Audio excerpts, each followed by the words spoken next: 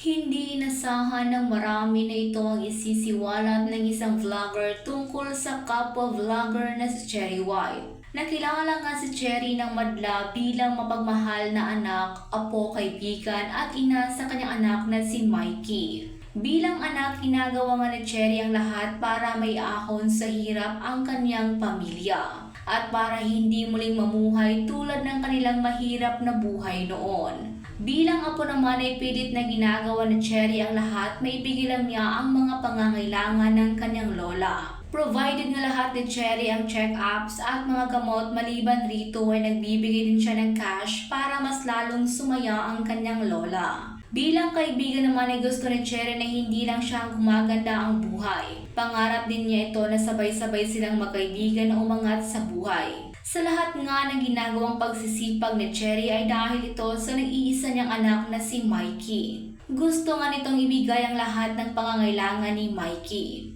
Ngunit ano nga ba talaga ang tunay na ugali ni Cherry? Pakitang tao nga lang ba siya kapag may camera? Usap-usapan nga ngayon ang long post ng isa sa mga kaibigan ni Cherry.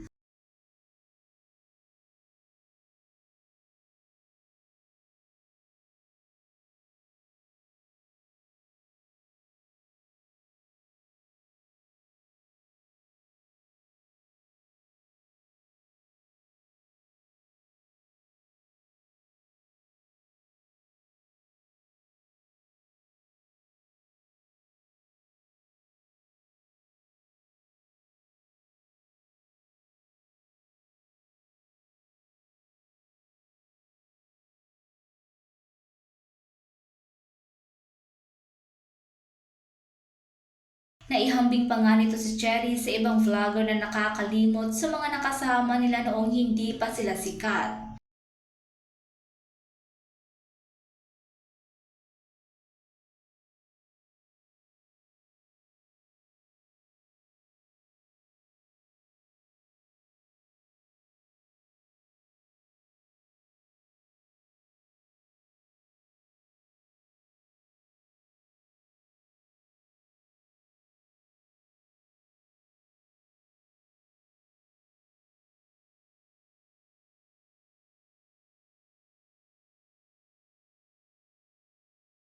Pasasalamat nga kay Cherry ang huling mensahe nito.